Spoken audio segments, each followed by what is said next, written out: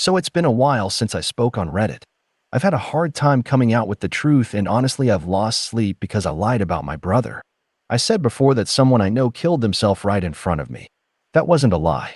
But what I didn't say was that it was my foster brother. So I'm sorry for the lie. Another I said was that I had a company while in the military. Impossible. I started it after I finished my contract. I didn't know how to fully come out with the truth. Yes, I grew up in a foster home. But a year ago, I spoke on my experience on marriage. To me, marriage ain't nothing but a waste of time, waste of money, and it's heavily one-sided. It's a contract that destroys men's lives. There is no benefit for us. I wish I saw this before I was dumb enough to marry without having my ex sign a prenup. But you have to fail in order to learn from your mistakes. The reason I'm coming out with the truth is because ever since my ex came out with the truth, many PPL has messaged me asking me. I got so many messages and I can't keep up with all of them. I'm too busy for all that, but I truly appreciate all the amazing messages. You guys are amazing. They tell me, my story is the saddest they heard, which of course it's just an expression. That's not true. This isn't an update because honestly there's no need for one. But this to inform PPL why I'm the way I am. I grew up in a foster home. Ever since I was a baby, about 6 months old. I grew up with the man that fathered the girls I'm raising. He's my foster brother. We grew up with the most heartless foster parents. We got beat for the tiniest reasons. I accidentally dropped glass of water. Foster father got pissed and punched me in the face. I was 6 and I remember it like it was yesterday. Foster father always cheated and beat his wife, and my foster mother took it out on me mostly. She used to light out her cigarettes on my face. She said to me once, "I never seen someone with gray eyes. They're beautiful," then punch me face because of jealousy, I guess. Who the hell gets jealous because someone has a rare eye color? Yeah, I have gray eyes, who gives a shit? There were times when my foster father got drunk and started whipping mine with a spiky branch and would ask me, "How does that feel?" "What, you're crying?" "Men don't cry. Be a man." I was 8. I was forced to say it was my playing and I accidentally got stuck in a thorn bush. I remember Josh, my daughter's father, stealing a chocolate bar because he was hungry. He begged me not to tell. Foster parents found out about him stealing. I got the punishment and not him because I withheld information. They made me put my hands on the door frame of the car. They slammed the door shut on my hands. My hands were locked, being crushed, and I'm screaming. Foster was pointing at me, speaking to Josh. I honestly couldn't hear him because the pain was excruciating that I just couldn't hear anything but feel pain. I remember 1 second felt like an eternity. The pain was indescribable. I was forced to tell child services that it was an accident playing with my brothers. But throughout the fear and painful experience being raised by these people, the worst part was that they told me was that my parents dropped me off in dumpster, that they hated me and that I was a mistake. I believed it, and I grew up hateful. Foster father always told me, never believe a woman. They're evil liars. They will manipulate you for their own benefit. That even Eve lied to Adam and manipulated him to betray God. He told me they're ungrateful and will always want something better. He also told us that if any of us ever became a disappointment and come out as gay, he'll shoot us himself. One day my other foster brother woke us up. He was always doing drugs and drinking. He was told the same as me. That nobody loves him, and that he was never going to be anything special in life. That's a damn lie. That man was incredibly skilled in drawing. Till this day, I haven't seen art like his. I'm not saying it because I lost my brother. I'm saying it because his art was outstanding. One night he woke us up and said to blindfold ourselves. Josh and I said no because we sensed something strange. He got tired of asking and pointed a gun at us. He started crying and said he's helping us, that we need to get out of here. This life isn't for us. We begged him not to shoot. He said, "If you scream, you die." I wanted to take the gun away from him. The gun belonged to my foster father. We finally convinced him to stop pointing the gun at us. Then he pointed it toward his brain, and before I knew it, in a blink of an eye, my foster brother took his own life in front of us. Josh and I were pretty screwed in the head after that. I remember in the funeral, foster father told us that he killed himself and he's burning in hell because the Lord shows no mercy for that kind of act. Let's skip to when I finally got the hell out of that house. Anybody heard of the phrase, leave and don't look back? Yeah, that's me and Josh. I finished high school, but Josh never did. He said school was always too hard. Everything good in life is hard. You want a job, you have to earn it. You want a degree? You have work for it. You want money, you have to bust your ass. I ended up getting a driving bus job while going to school. I rented my own apartment. Nothing pretty, but it worked. I started dating someone for the second time. The first time was back in high school. Cheated on me with someone else. I ended up beating the guy right in front of her, and I smacked her for cheating on me. Sure, I'm going to get hate for this, but honestly, that's what I was taught. What are you going to do? Cancel me? I thought I was supposed to demand respect from my woman, but she did that to him and herself. About 5 years ago, I did go to her neighborhood, hoping to see her, and I did. She had a beautiful baby girl with her at that point, and I just wanted to apologize to her. She didn't apologize for her betrayal, but that's all right. I wasn't surprised. The only time I seen a woman apologized for anything was my ex-wife because of guilt. Second girl cheated on me as well. Got pregnant by someone else. This time, I didn't put my hands on anyone although I wanted to. I moved her into my home. I helped her with what she needed help with.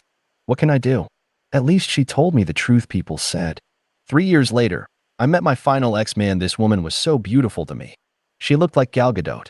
Incredibly smart, gorgeous like I never seen before, with a bit scary. I always love me a girl that scares the crap out of me. I don't know why. I just love feisty women. But wow, I rarely got attached to anyone.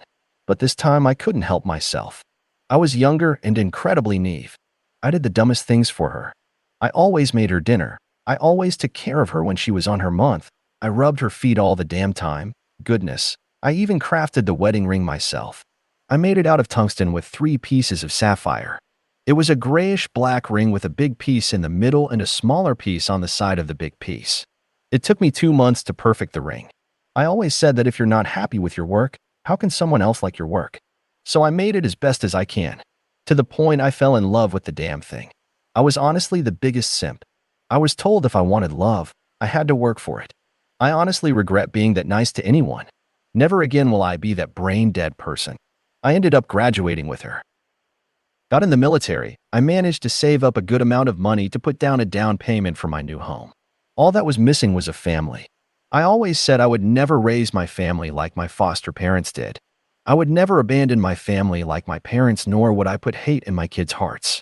One day I came home, found my wife with my foster brother, the best man from the wedding, the man that suffered with and grew up with.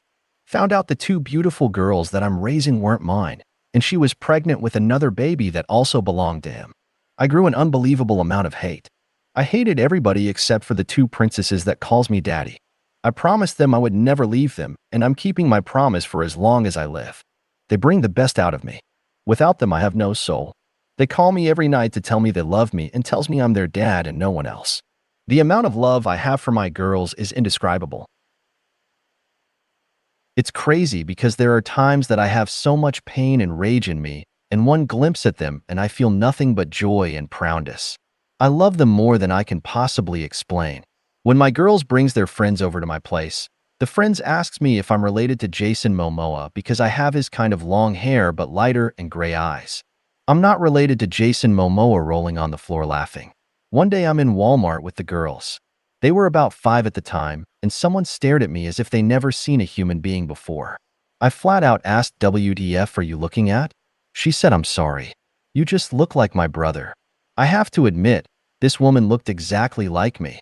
Tears running down her face. She said, "You were just a baby." My girls are asking me, "Daddy, who's that?" I said, "I don't know." Long story short, I ended up taking a DNA test. The resemblance between me and that woman was astounding. That woman is my aunt. I couldn't believe it. I learned what really happened to my parents. My parents died in a car accident in 1985. I was 6 months old. I had 2 other siblings. 6 years girl, 3 years old boy, and me 6 months old. I was the only one that survived the accident because of the seatbelt. My siblings weren't wearing them.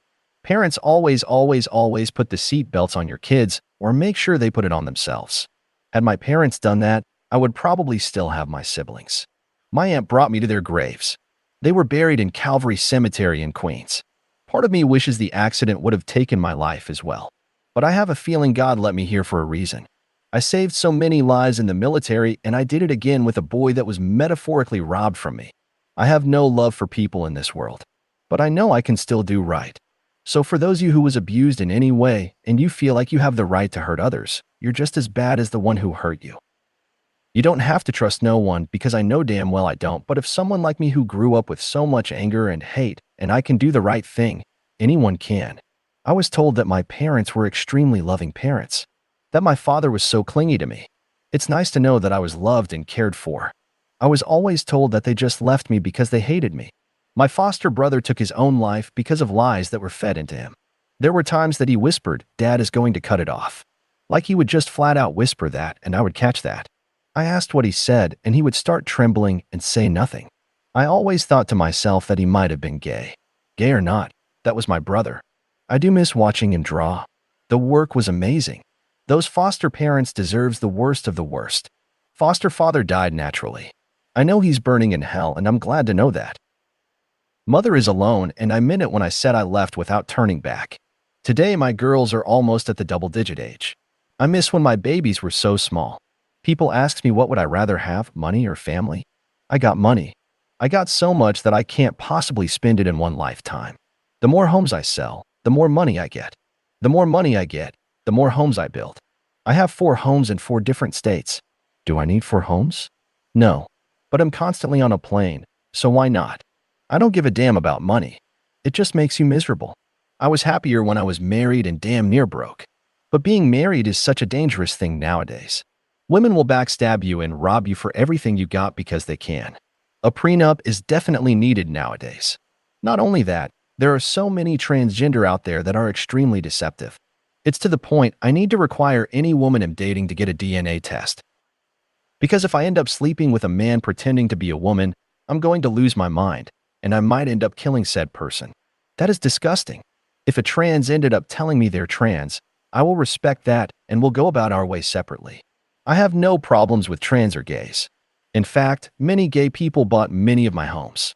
Who cares? So for those of you who will get offended and calls me transphobic, SMD, they'll give you something to be offended about.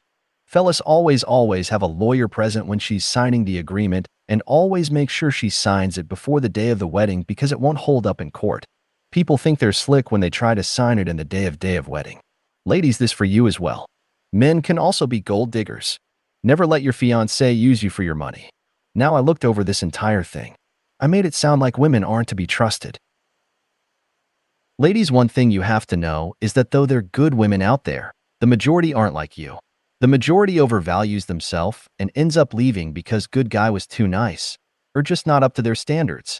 There's a reason why 80% of divorces are filed by women. It's always about the women. Men love women for who they are. Women loves men for what they can provide. For women, it's not about who they can finish the struggle line with. It's about which men can finish the struggle so the women can have an easier life. There are good women out there. They're extremely hard to find.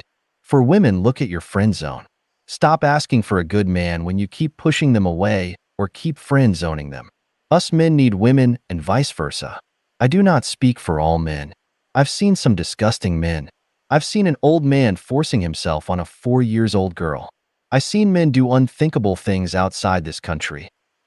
Women may be the reason to such a high divorce rate, but men are the primary reason why so many lives are lost. We all do bad things. It's just up to us to do the right thing, and many chooses to go the way do the wrong thing.